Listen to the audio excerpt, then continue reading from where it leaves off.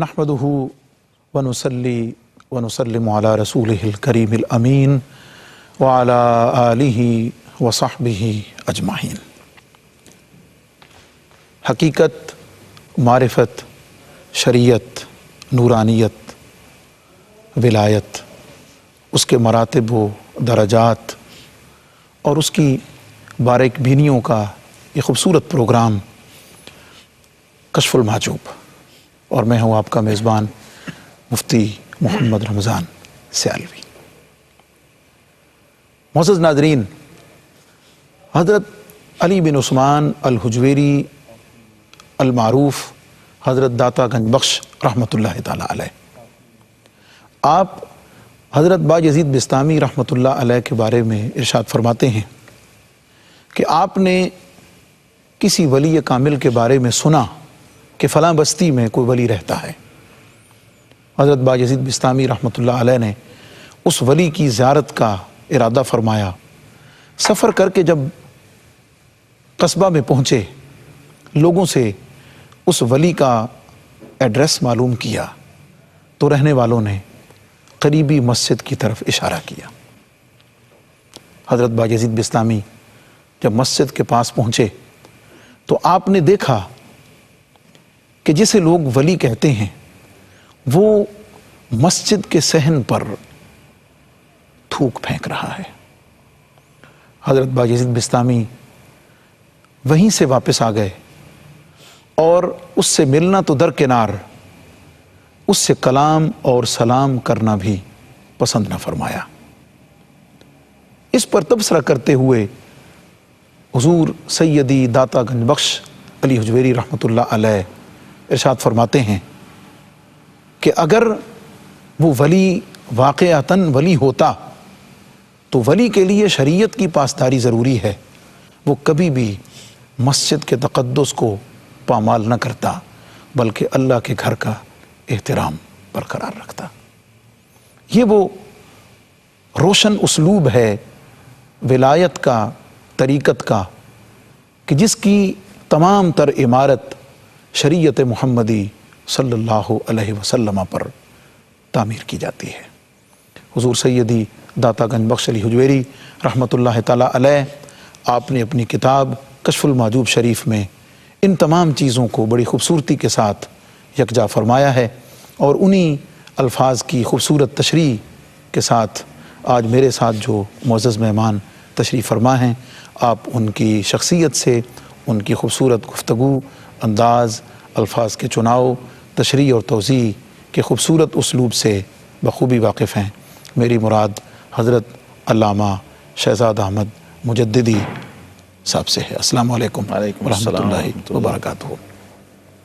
معزز ناظرین، کشف المحجوب شریف کا آج کا جو پروگرام ہے وہ 11واں باب اور ذکر ہے ائمہ تبع تابعین رضوان اللہ تعالی علیہم اجمعین کا، اور ذکر کر رہے ہیں ہم اس شخصیت کا جسے حضور علیہ السلام کی امت میں امام الائمہ اور سراج الامہ جیسے القابات سے یاد کیا جاتا ہے، اور ہمارا یہ پروگرام آپ کے پہلے بیان کیے گئے ذکر کے ساتھ متصل ہے، جس میں حضور سیدی داتا گنج بخش علی حجویری رحمۃ اللہ علیہ نے حضرت امام اعظم ابو حنیفہ رحمۃ اللہ تعالیٰ علیہ کے ان دو خوبصورت خوابوں کا ذکر کیا ہے، جس میں آپ نے یہ ارادہ فرمایا کہ میں مخلوق سے الگ ہو کر خلوت نشینی اختیار کروں اور اللہ رب العزت کی رضا اور اس کی معرفت کے رستوں پر چل پڑوں۔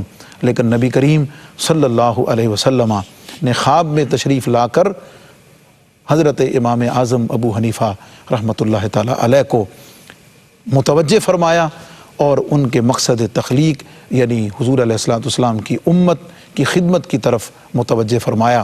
چنانچہ آپ نے وہ خلوت نشینی کا ارادہ ترک فرما دیا، اور حضور فیض عالم داتا گنج بخش رحمۃ اللہ علیہ فرماتے ہیں کہ آپ نے پھر مخلوق خدا میں رہ کر مخلوق کی خدمت کر کے اللہ کی رضا کو پایا۔ حضرت علامہ صاحب، میں چاہوں گا کہ مخلوق خدا کے اندر رہ کر اللہ کی رضا کو پانا کیا فرمائیں گے جی اس کے بارے میں کہ یہ کس چیز کی طرف رہنمائی کرتا ہے اور خدمت دین کے لیے مخلوق میں رہتے ہوئے کن چیزوں کی طرف اشارہ ملتا ہے؟ جی بسم اللہ الرحمن الرحیم، الحمدللہ رب العالمین، والصلاة والسلام علی اشرف الانبیاء والمرسلین وعلی آلہ وصحبہ اجمعین۔ مفتی صاحب میں چاہ رہا ہوں پہلے ایک حدیث پاک پڑھوں۔ صحیح بخاری کے کتاب العلم میں یہ حدیث آئی، نبی کریم علیہ الصلوۃ والسلام نے ارشاد فرمایا من یرید اللہ بہ خیرا یفقہہ فی الدین، جی اللہ جس کے ساتھ بھلائی کا ارادہ کر لے اس کو دین کا فقیہ بنا دیتا ہے، جی اسے تفقہ فی الدین عطا فرماتا ہے۔ اب اللہ کی اس بھلائی کا ارادہ امام اعظم ابو حنیفہ رضی اللہ تعالیٰ عنہ کے لیے ہو چکا تھا، مقدر تھا۔ جس وقت وہ سارے پروسیس سے گزرے جس کا ہم اجمالاً ذکر کر چکے، اور پھر میدان علم و فقاہت کے اندر قدم رکھا، علم حاصل کر لیا، جو چاہتے تھے وہ پایا، اور صحابہ اکرام سے ائمہ تابعین سے علم لیا۔ خیر القرون تھا، یہ دور ایسا تھا، زمانہ ایسا تھا جس میں ایک دوسرے کو دیکھنا بھی عبادت کے درجے میں تھا۔ اس زمانہ خیر میں امام اعظم ابو حنیفہ رحمۃ اللہ تعالی علیہ جب علم و معرفت کے زہد کے پورے کمال کو پہنچے، سارے دائروں سے آپ فرماتے ہیں میں ہو کے گزرا، تو طبعاً ارادہ یہ کیا کہ اب مجھے گوشہ نشین ہو جانا چاہیے۔ اس کا مطلب یہ ہے کہ امام اعظم ابو حنیفہ رحمۃ اللہ تعالی علیہ کہ زہد نے، علم نے، تقوی اور معرفت نے ان کو اس بات پر مائل کیا کہ بجائے لوگوں کے ساتھ اختلاط کے اور لوگوں میں رہنے کے، تنہا خلوت میں رہا جائے، اللہ اللہ کی جائے، اللہ کو راضی کیا جائے اور اس کی بندگی میں باقی ٹائم گزارا جائے۔ یہ علم نافع اور علم صحیح کا الٹیمیٹ نتیجہ ہے، جی یہ فطری اور طبعی بات ہے۔ ہر صاحب خیر اور صاحب علم کے اندر یہ جذبہ ابھرتا ہے ایک بار ضرور، خاص طور پہ جو صاحب حال اور صاحب سلوک ہوتا ہے، اس کا جی چاہتا ہے کہ میں تنہائی میں رہوں۔ اور ایسے بزرگ تھے کہ جنہیں لوگ کہتے تھے کہ آپ خلوت و تنہائی میں آپ کو وحشت محسوس نہیں ہوتی، جی جی تو وہ فرماتے تھے کہ بھائی یہ وحشت مجھے کیوں محسوس ہو جب میرا ہم نشین میرا رب ہو، اللہ اکبر، جو فرماتے ہیں انا جلیس مع من ذکرنی، جی جو میرا ذاکر ہے میں اس کا ہم نشین ہوں، تو اللہ کی ہم نشینی میں وحشت کہاں کی؟ جی تو یہ اس خلوت کی لذت کو بھی ہمیں ملحوظ رکھنا چاہیے، اس عزلت نشینی کی کیفیت کو بھی، تو یہ سمجھ آئے گی کہ امام صاحب رحمۃ اللہ تعالی علیہ نے یہ ارادہ کیوں کیا، اور پھر ان کے ارد گرد کا جو اس وقت کا ماحول تھا جس میں داؤد طائی جیسے لوگ، ابراہیم ابن ادہم جیسے لوگ، فضیل ابن ایاز جیسے لوگ، ان کے زہد کا، تقوی کا اور معرفت کا ڈنکا بج رہا تھا، جی جی تو ایک ترغیب اور ایک میلان، جی جی ایک تشویق پیدا ہوئی کہ میں خلوت میں رہوں، عزلت نشین ہو جاؤں۔ تو نبی کریم امام الانبیاء والمرسلین صلی اللہ تعالی علیہ وسلم کی زیارت ہوئی، اور آپ نے فرمایا کہ ابو حنیفہ تم خلوت نشینی کو چھوڑو اور میدان عمل میں آؤ، سبحان اللہ، اور خدمت خلق کے ذریعے اللہ تک پہنچو۔ اب اللہ تک جانے کے بڑے راستے ہیں، معرفت الہی کے بڑے راستے ہیں۔ جی سعدی صاحب فرماتے ہیں کہ جو درختوں کے پتوں پہ جو لکیریں ہیں، یہ ہر لکیر اللہ کی طرف جانے والا ایک واہ راستہ۔ واہ سبحان اللہ، اور صوفیہ تو کہتے ہیں کہ الطرق الی اللہ بعدد انفاس الخلائق، جی جتنی مخلوق کے سانس ہیں اتنے اللہ کی طرف جانے کے راستے ہیں، سبحان اللہ، لیکن وہ راستہ جو اہل ارشاد کا ہے اور نبی کریم امام الانبیاء صلی اللہ تعالی علیہ وسلم نے جس کو اختیار کیا اور عزت بخشی اور اعزاز عطا فرمایا، وہ راستہ لقد کان لکم فی رسول اللہ اسوۃ حسنہ کا ہے کہ آپ صلی اللہ علیہ وسلم نے جزوی طور پہ خلوت اختیار کی ایک خاص وقت میں، غار ہرا کی، غار حرا میں، جی جی اور اس کے بعد جب حکم آیا فاصدع بما تؤمر، جی تو گویا یہ جو خواب کے پیچھے میں دیکھ رہا ہوں یہ فاصدع بما تؤمر کی تفسیر ہوئی سبحان اللہ، کہ آقا کریم علیہ السلام نے فرمایا کہ ابو حنیفہ یہ اتنا علم، اتنی معرفت اور اتنی روحانیت لے کے کسی حجرے میں ہی بیٹھنا تھا سبحان تو پھر اللہ، اس کی کیا ضرورت تھی؟ واہ واہ، تو جو نعمت عطا ہوئی، جو علم ملا، جو معرفت عطا ہوئی، اب اس کا صحیح اور درست استعمال کرنے کے لیے خود بھی خلق خدا میں رہو اور آگے خلق خدا کو نفع رسانی کے ذریعے اللہ کی رضا کو حاصل کرو، کیونکہ خیر الناس من ینفع الناس، اس فارمولے کے تحت آپ کو ترغیب اور تشویق دلائی گئی۔ اور امام صاحب رحمۃ اللہ تعالی علیہ یقیناً کیونکہ آپ صاحب فراست و صاحب حال ہیں، آپ نے اس سرک اور اپنے اس مشرب کی دریافت کو پا لیا اس خواب میں۔ اصل میں امام صاحب رحمۃ اللہ علیہ کا جو اصل مشرب ہے، جو ان کا ازلی مزاج تھا، وہ ڈسکور کر دیا گیا کہ آپ ان میں سے نہیں ہیں جو خلوت نشین ہو کے اور گوشہ نشین ہو کے حجروں میں اللہ اللہ کریں۔ واہ،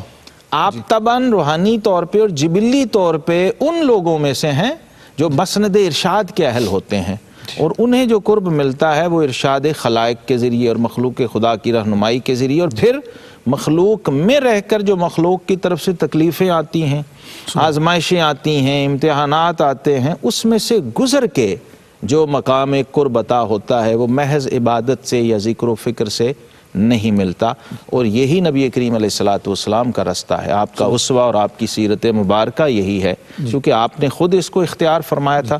تو جو آپ کے کامل وارث و نائب ہیں اس امت میں، ان کے لیے بھی وہی ٹریک چنا گیا اور وہی راستہ۔ آج کے دور میں بھی جو ایک طریقہ اسلوب اور مشرب راہ سلوک کا ہے، تو اس میں بھی ہم اس سے ایک بڑی واضح رہنمائی بلا شبہ کہ اکتساب علم و فیض، اس کے بعد کچھ وقت کے لیے خلوت نشینی یا سلوک کے مراحل، مشائخ کے پاس رہ کے طے کر کے پھر میدان عمل میں اترنا۔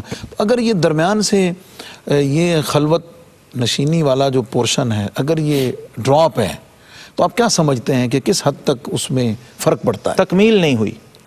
جی ہاں، اس کو صوفیہ اسے ناقص کہتے ہیں، اس کو ناقص کہتے ہیں۔ امام مالک رحمہ اللہ فرماتے ہیں نا کہ اتنے بڑے امام مجتہد ہیں، آپ فرماتے ہیں من تفقہ ولم یتصوف فقط تفسق، جی، کہ جس شخص نے فقہ سیکھی اور تصوف و طریقت کے مراحل سے نہ گزرا تو اس نے فسق کیا، جی، اور من تصوف ولم یتفقہ، تصوف و طریقت پہ تو چلا لیکن تفقہ فی الدین اور تفقہ فی العلم اور احکام شریعت کا علم حاصل نہ کیا، فقط تزندقہ، وہ گمراہ ہو گیا۔ ومن جمع بینہما فقط تحقق، جی، جس نے ان دونوں کو جمع کر لیا وہ محقق ہوا اور اس نے حق کو پایا۔ اور تو یہ امام صاحب ان لوگوں میں سے ہیں جو اہل تحقیق ہیں، جو اہل حق ہیں، جنہوں نے دونوں میدانوں میں امامت کا فریضہ سر انجام دینا تھا، اس لیے ان کے لیے ضروری ہے میدان عمل میں رہنا۔ یہ ارشاد کا تقاضا ہے۔ دو باتیں ہوتی ہیں، ایک ہے اہل تکوین، ایک ہے اہل ارشاد۔ جی، جو اہل تکوین ہے ان کے لیے خلوت زیادہ موزوں ہے، جی، ان کے لیے مخلوق میں رہنا ناموزوں اور نامناسب ہے۔ جی، ان کی اس کا جو ان کے آفیشل جو ان کی ریکوائرمنٹس ہیں، اس کا یہ تقاضا ہے کہ وہ خلوت میں رہیں، جی، وہ پہاڑوں میں، غاروں میں، جنگلوں میں، یا تنہائی میں، یا کسی حجرے میں، مطلب کم اختلاط نہ کریں زیادہ مخلوق سے۔ میں رہنا جو اہل تکوین ہیں، ان کے لیے، جو اہل ارشاد ہیں، ان کے لیے لازم ہے۔ حضور فیض عالم داتا گنج بخش رحمۃ اللہ علیہ نے حضرت امام اعظم ابو حنیفہ علیہ الرحمہ کے ذکر میں 4 ان عظیم ہستیوں کا ذکر کیا ہے کہ جو اپنے وقت کے امام ہیں اور تصوف میں، روحانیت میں، شریعت میں اپنے وقت کی مانی ہوئی ہستیاں ہیں، اور ان کا ذکر کر کے ایک بڑا خاص علمی اور روحانی ربط ان کے درمیان ذکر فرمایا ہے۔ میں چاہوں گا کہ ان 4 ہستیوں کا نام اور اس حوالے سے جو باہمی تعلق ہے اس پر تھوڑی سی آپ روشنی ڈال دیجیے۔ حضرت امام اعظم ابو حنیفہ رحمۃ اللہ تعالی علیہ بیک وقت فقہ اور تصوف دونوں کے امام ہیں اور امام مجتہد ہیں۔ تو آپ کی مجلس میں آپ کے تلامذہ کی تعداد تقریباً جو بڑے جید اور اجل تلامذہ ہیں ان کی 40 کے قریب بتائی گئی، جو بورڈ تھا پورا ایک تاریخ کے نامور نام، جو بڑے بڑے اس وقت کی سمجھے کریم تھی ساری، جی، وہ ساری کریم حلقہ نشینانے امام اعظم سبحان رحمۃ اللہ۔ اب چونکہ تصوف کی بات ہو رہی ہے، میدان تصوف پہ صاحب کشف المحجوب گفتگو کر رہے ہیں، تو انہوں نے ان ہستیوں کے نام لیے ہیں جو تصوف و طریقت میں بہت نمایاں، روحانیت میں، زہد میں اور تقوی میں، علمی مقام کے ساتھ علمی مقام کے ساتھ ساتھ۔ یہی میں عرض کرنا چاہ رہا ہوں ان ناموں کی برکت سے کہ حضرت سیدنا فضیل بن ایاز رحمۃ اللہ علیہ، سیدنا داؤد طائی رحمۃ اللہ تعالی علیہ، اور حضرت بشر حافی رحمۃ اللہ تعالی علیہ، اور مصر بن قدام رحمۃ اللہ تعالی علیہ، ان کے نام جو داتا صاحب رحمۃ اللہ علیہ نے لیے کہ یہ لوگ فقیہ بھی بہت بڑے ہیں، اس میں کوئی شک نہیں، بہت بڑے فقیہ بھی ہیں، بہت بڑے صوفی بھی ہیں۔ ہوا یہ کہ بعض پر تصوف کا غلبہ ہوا تو فقہ والی سائڈ دب گئی، بعض پر علم ظاہر کا، علم حدیث کا، روایت حدیث کا غلبہ ہوا تو وہ جو زہد والی اور تصوف والی سائڈ ہے وہ تھوڑا سا اوجھل ہو گئی۔ ان شخصیات کے بارے میں یہ بات ذہن نشین رکھنی چاہیے کہ یہ ہر میدان کے امام ہیں، جی حضرت بشر حافی رحمۃ اللہ تعالی علیہ، ان کا نام داتا صاحب نے لیا، ان کے تلامذہ میں ہیں حضرت ابراہیم ابن ادم ہیں، حضرت فضیل بن ایاز ہیں، داؤد طائی رحمۃ اللہ تعالی علیہ۔ اگر آپ تحقیق میں جائیں گے تو آپ کو نظر آئے گا کہ علم فقہ اور علم حدیث میں بھی یہ امام ہیں، جی اور مسند لوگ ہیں، صاحب سند لوگ ہیں، جو اپنی سند سے حدیث روایت کرتے ہیں۔ جی حضرت بشر حافی رحمۃ اللہ تعالی علیہ، فضیل بن ایاز رحمۃ اللہ تعالی علیہ، مجھے حیرت ہے کہ امام بخاری کے روات اور رجال میں سے ہیں۔ جی تو اتنی مستند اور اتنی معتبر ہستیاں ہیں اس فیلڈ میں بھی، لیکن زہد کا غلبہ، تصوف کا اور روحانیت کا اتنا غلبہ تھا کہ اسی میدان کے ہو گئے۔ جی اور پھر داتا صاحب رحمۃ اللہ تعالی علیہ چونکہ تصوف و روحانیت پہ بات کر رہے ہیں، اس لیے ان 40 میں سے خاص طور پہ ان 4 پلرز کا اور 4 ستونوں کا ذکر کیا ہے جو سارے ہی سلاسل تصوف کے امام ہیں۔ جی تمام سلاسل گھوم کے ان کی طرف جاتے ہیں۔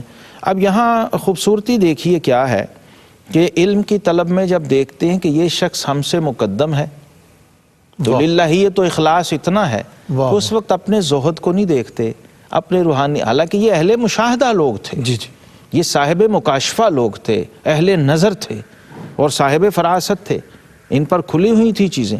تو یقیناً ان اہل حال نے امام اعظم ابو حنیفہ رحمۃ اللہ کے صرف ظاہری علم ہی کو نہیں دیکھا ہوگا، جی۔ ان کی باطنی ان کی نفاست کو اور ان کے تصفیہ اور تزکیہ کی جو کیفیت ہے اس پہ نظر رکھ کے، ورنہ اور بھی فقہا تھے، ائمہ تھے، سبحان۔ یہ امام صاحب رحمۃ اللہ علیہ کے پاس بیٹھے، ان سے شرف تلمذ کو انہوں نے اپنے لیے اعزاز جانا اور ان سے سیکھا، اور اس میں کوئی جھجک محسوس نہیں کی کہ ہم کتنا بڑا روحانی مقام رکھتے ہیں، ہم کیوں ان کے پاس بیٹھے۔ جی اچھا، دوسری سائڈ اس سے بھی عجیب ہے کہ ادھر صبح کو فقہ کا استاذ، جی وہ رات کو جب روحانیت کا حلقہ لگتا ہے، ذکر و فکر و طریقت کی محفل جمتی ہے، تو اس میں وہ تلمیذ و شاگرد و مرید بننے میں کوئی جھجک محسوس نہیں اللہ اکبر اللہ۔ سیدنا فضیل بن ایاز رحمۃ اللہ تعالی علیہ سے وہ استفادہ کرنے میں کوئی جھجک محسوس نہیں کرتے، اور اہل علم نے لکھا ہے کہ امام صاحب رحمۃ اللہ کا جو مشہور قول ہے کہ لولا السنتان لہلک النعمان، اگر 2 سال نہ ہوتے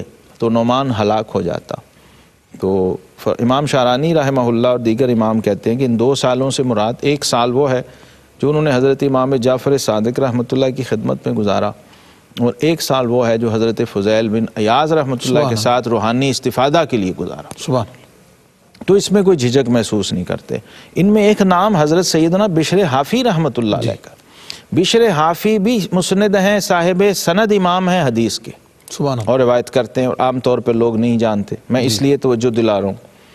عبداللہ بن مبارک رحمۃ اللہ علیہ، یہ بھی امام صاحب رحمۃ اللہ کے تلامذہ میں سے، امیر المومنین فی الحدیث کے مرتبے پہ فائز ہیں، لیکن بعض لوگ انہیں صرف صوفی سمجھتے ہیں، جی جی تعارف نہیں ہے۔ امام بخاری اور مسلم رحمہم اللہ کے شیخ الشیوخ ہیں آپ، اور دادا استاد ہیں حضرت عبداللہ بن مبارک، یہ بھی امام صاحب رحمۃ اللہ علیہ کے تلامذہ میں سے اور شاگردوں میں سے ہیں۔ اب ان میں روحانی طور پہ دیکھیں ان کے مقامات کو تو حضرت بشر حافی رحمۃ اللہ تعالی علیہ، فضیل بن ایاز رحمۃ اللہ تعالی علیہ، ابراہیم ابن ادم، ہر ایک اپنے میدان کا امام ہے، سبحان اللہ۔ اور سلاسل ان سے جڑے ہوئے ہیں۔ ان کی سیرت کو آپ دیکھیں تو فضیل بن ایاز کا آئندہ آگے انشاءاللہ ذکر بھی آئے گا، حضرت عبداللہ بن مبارک رحمۃ اللہ کا بھی ذکر داتا صاحب نے کیا، حضرت بشر حافی، ابراہیم ابن ادم کا بھی کیا ہے، بشر حافی کا آگے الگ ان ذکر کا جو الگ سے ایک حیثیت ہے وہ آئے گی۔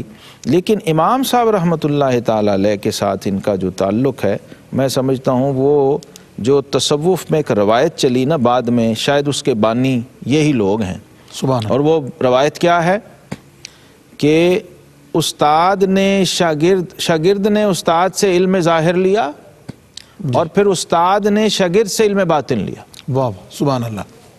شاگرد نے استاد سے شریعت و فقہ اور احکام کا علم لیا، اور شیخ نے، جس کی ایک مثال حضرت حافظ ابن حجر مکی جی ہیثمی اور شیخ علی متقی صاحب کنز المال جی جی رحمۃ اللہ تعالی علیہما، یہ وہ لوگ ہیں۔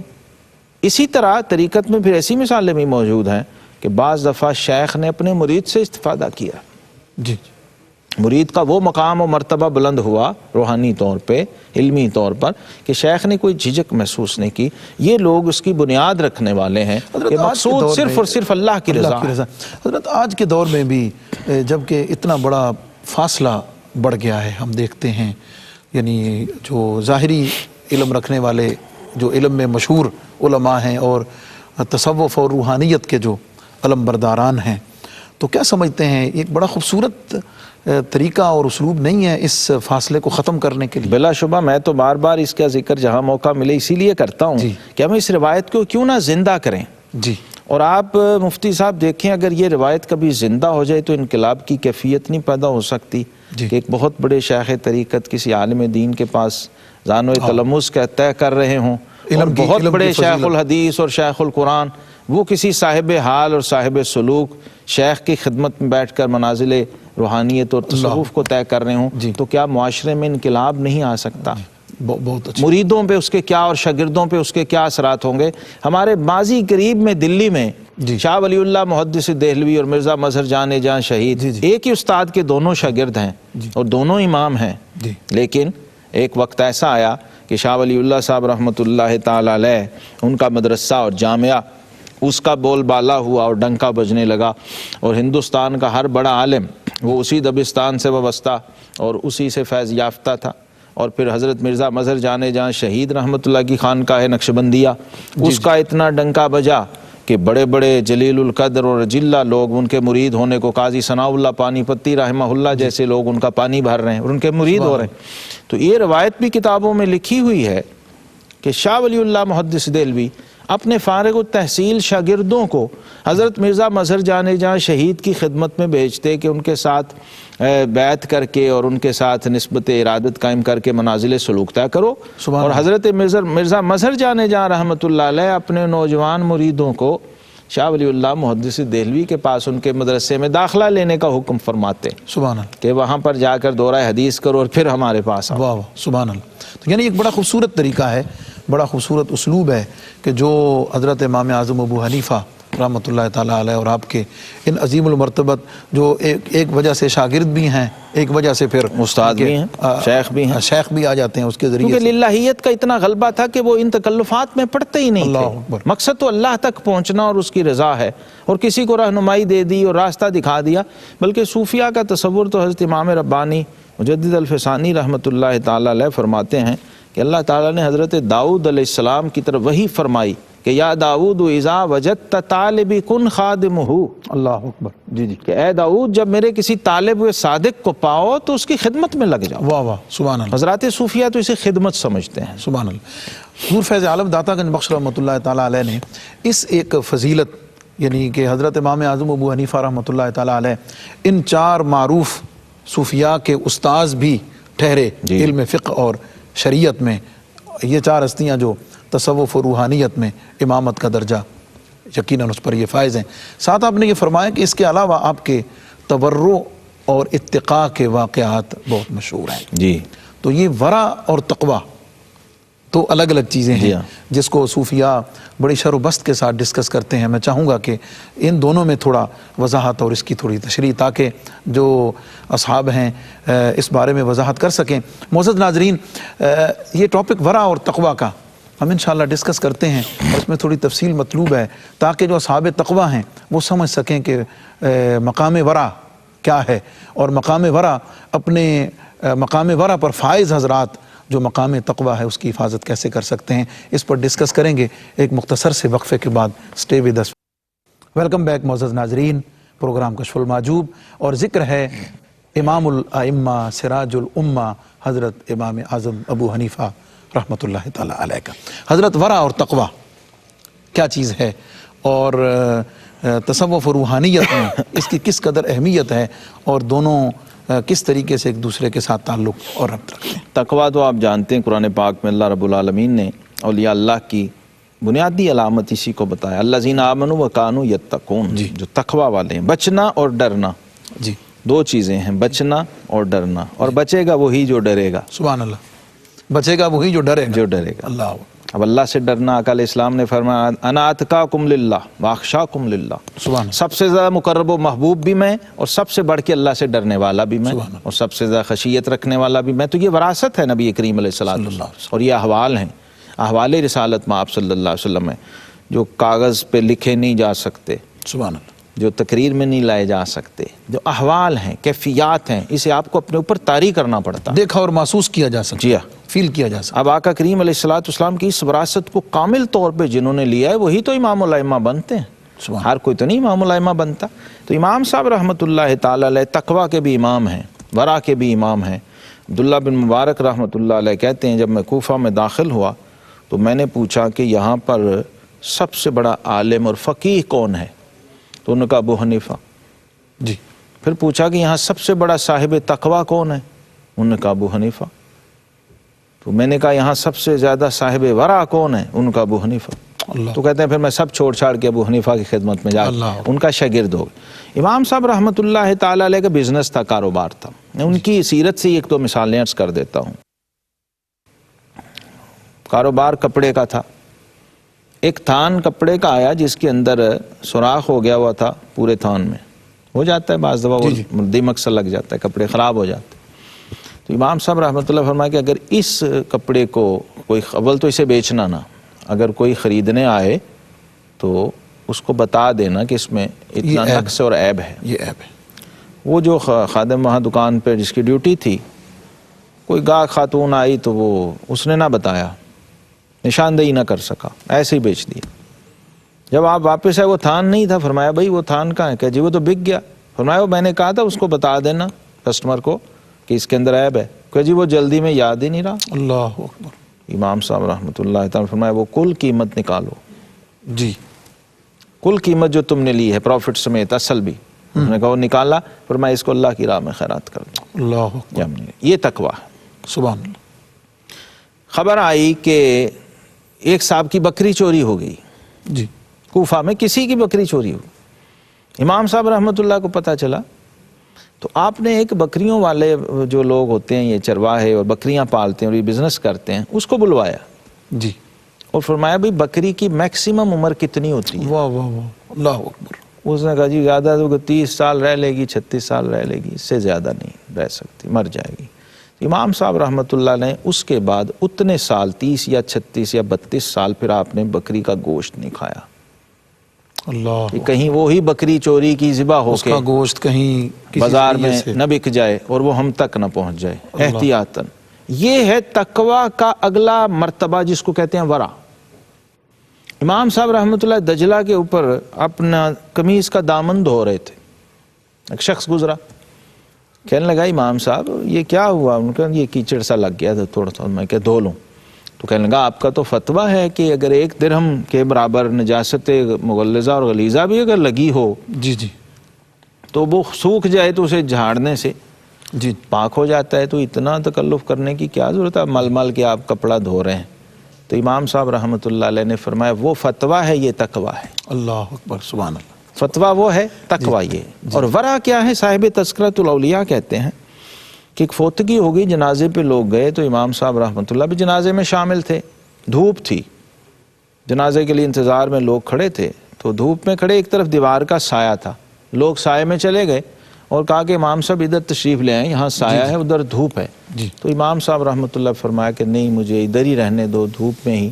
یہ جو صاحب خانہ ہے جن کا یہ گھر ہے اور ان کی دیوار کا یہ سایہ ہے، یہ میرا مقروض ہے، اللہ اکبر، اللہ، اس نے مجھ سے کچھ قرض لیا ہوا ہے، تو میں نہیں چاہتا کہ اس کی دیوار کے سائے میں رہ کے اس کے اگینسٹ کچھ پروفٹ یا کوئی فائدہ سود کا یا شائبہ نفع حاصل کر لوں کہ کہیں سود کا وہ شائبہ سود کے شائبے اور زمرے میں نہ آ جائے۔ اللہ، یہ تقویٰ اور ورع کے مراتب ہیں جس کو امام صاحب رحمۃ اللہ تعالی نے درجہ کمال تک پہنچایا۔ سبحان اللہ۔ اور یہی وجہ تھی کہ باوجود فقیہ، عالم اور مجتہد و مفتی ہونے کے، جو اس وقت بڑے کنٹروورشل لوگ ہوتے تھے، جیسی وہاں فضا تھی فتویٰ کے حوالے سے، فقہی اختلافات کے حوالے سے، امام صاحب کا جو وجہ اختصاص مجھے محسوس ہوتی ہے وہ یہی معراج تقویٰ و ورع ہے، کہ کوئی بڑے سے بڑا آدمی بھی آپ کی طرف انگلی نہیں اٹھا سکتا تھا اور کوئی آپ پر کوئی الزام نہیں لگا سکتا تھا، کوئی بہتان نہیں لگا سکتا تھا، اور جس کا نتیجہ تھا کہ اتنے جید و اجلا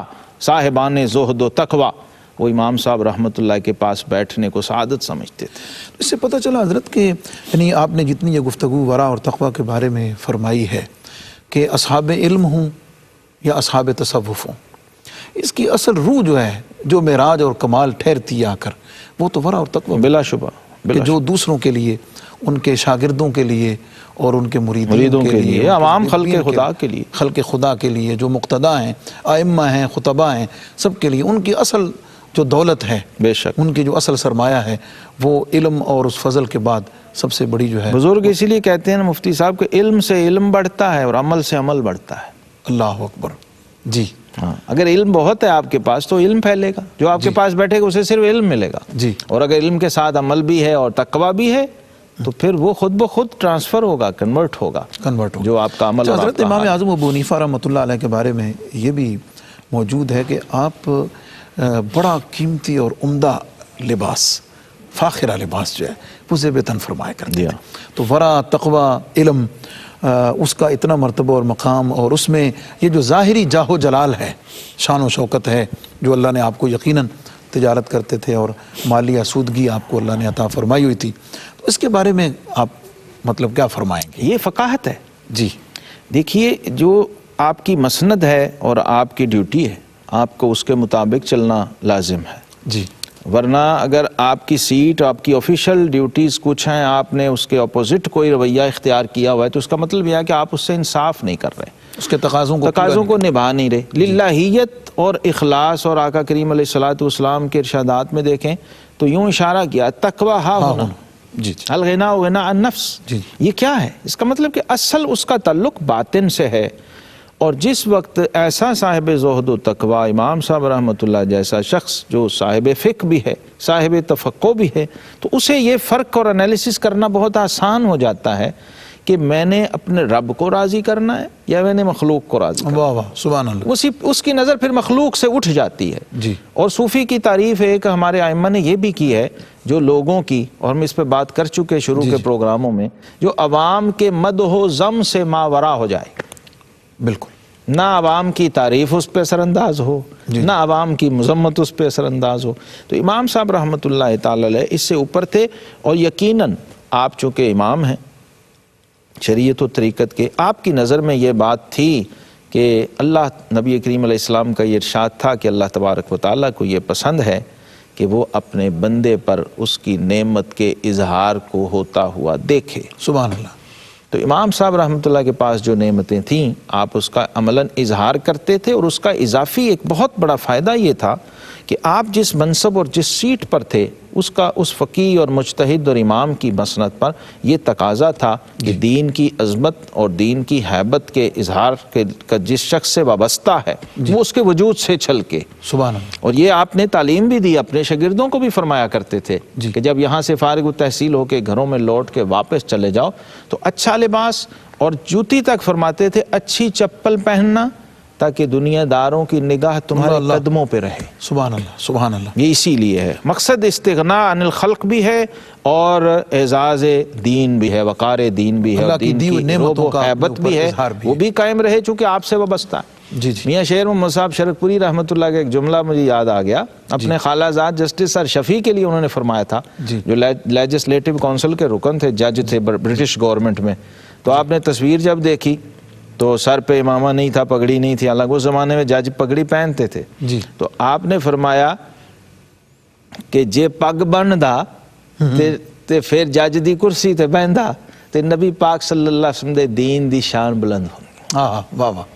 اصل مقصد یہ ہے کہ جب آپ کسی مسند پہ ہیں، کسی سیٹ پہ ہیں، تو آپ کی دیکھیے عید کے لباس میں ہمیں کیا تعلیم دی گئی؟ آقا علیہ السلام نے کیا فرمایا تعلیم میں کہ اچھا لباس پہن کے نکلو جی، تاکہ غیروں پر اسلام کی عظمت اور ہیبت کا اظہار ہو۔ تو امام صاحب رحمۃ اللہ کی شخصیت میں بھی ہمیں یہی نظر آتا ہے۔ یعنی اصل جو ہے تکبر، نخوت، غرور جو ہے وہ آپ کے ایک خاص رویے کا نام ہے۔ جی ہاں، وہ آپ کے رویے بتا دیا گیا، اور اس چیز سے ایک ہے تجمل، ایک ہے تکبر۔ سبحان اللہ۔ تجمل اور ہے، تکبر اور ہے۔ تجمل سنت مصطفیٰ سنت کریم صلی اللہ علیہ وسلم بھی ہے، سنت صوفیہ بھی ہے، اور سنت ائمہ مطہرین بھی ہے۔ تو نبی پاک صلی اللہ علیہ وسلم سے بھی یقیناً یہ ماخوذ ہے کہ حضور علیہ السلام کے پاس جب کچھ وفود آتے ملاقات، آپ اس وقت خاص لباس پہنا کر، خاص لباس، اسی لیے عید کے موقع پہ، جمعہ کے موقع پہ ممبر پہ بیٹھنا ہے، محراب، جی جی، فقاہت۔ جس وقت آپ اظہار دین کر رہے ہیں تو اس وقت ضروری ہے کہ آپ اس کے جتنے میسر تقاضے ہیں ان کو پورا کریں، پورا کریں، یہ سنت ہے۔ یہ سنت مبارکہ ہے تاکہ جو دیکھنے والے لوگ ہیں وہ اس کو بہتر طریقے سے. حضور غوث پاک کا جبہ بھی فرماتے ہیں عباسی خلیفہ کے جبے سے قیمتی ہوتا اللہ تھا، اور وہ جاسوس چھوڑے رکھتا تھا کہ پتہ کرو یہ عبد القادر جیلانی کپڑا کہاں سے لیتا ہے. اللہ اکبر، سبحان اللہ. یہ علمی وجاہت اور جو اس منصب کی وجاہت ہے اس کے مطابق. معزز ناظرین، حضرت امام اعظم ابو حنیفہ رحمۃ اللہ تعالیٰ علیہ کا خوبصورت تذکرہ بزبان حضور سیدی فیض عالم داتا گنج بخش رحمۃ اللہ تعالیٰ علیہ آپ نے سماعت فرمایا. یہ ذکر اور اس ذکر کے اندر آپ کی شخصیت کے، آپ کے علم کے، ورع کے، تقویٰ کے بے شمار پہلو ہیں جو انشاءاللہ العزیز ہم لے کر آپ کی خدمت میں حاضر ہوں گے. اس کے لیے دیکھتے رہیے آپ کا اپنا پسندیدہ پروگرام کشف المحجوب. اپنا دائیں بائیں سب کا بہت خیال رکھیے، کیونکہ اس خیال رکھنے میں ہم سب کی بہت زیادہ بھلائی ہے. انشاءاللہ اگلے پروگرام میں نئے عنوان کے ساتھ حاضر ہوں گے. اجازت دیجیے. السلام علیکم ورحمۃ اللہ وبرکاتہ.